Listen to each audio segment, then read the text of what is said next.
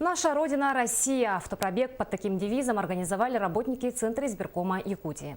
Колонна машин движется через всю республику из Якутска, и 29 марта экспедиция достигла Мирного.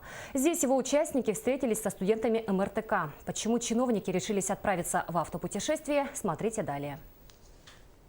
Автопробег Якутской избирательной комиссии прибыл в Мирный с четким посылом – все на выборы.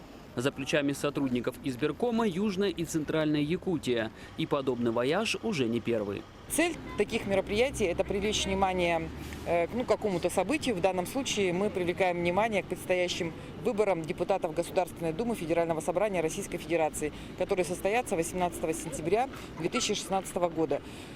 Наша основная задача – это наделить знаниями молодежь, чтобы она могла сделать осознанный выбор, когда она придет на избирательные участки. Ну и вообще вы знаете, что сейчас существует такое негативное явление среди молодежи, как абсентеизм. Это то есть голосовать ногами, то есть не ходить на выборы. Вот мы хотим его именно преодолеть. Первым делом участники автопробега встретились со студентами МРТК. Для них организовали викторину. После каждого выступления кандидата жюри под руководством председателя Мирнинской избирательной комиссии выбирало лучших. Не так давно в МРТК проходил форум «Лидер поколения». Мы непосредственно, как территориальная комиссия, тоже проводили. У нас была площадка «Мы выбираем». Нам понравились ребята вот в полном смысле. Их отношения, их заинтересованность. Я думаю, что и с той программы они что-то для себя вынесли полезное.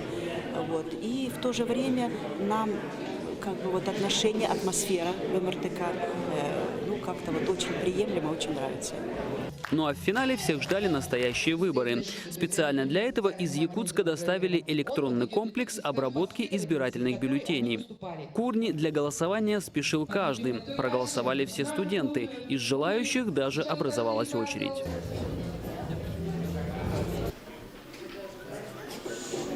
Посмотреть на результаты своей агитационной работы организаторы смогут в сентябре этого года, когда страна будет определять состав новой Государственной Думы.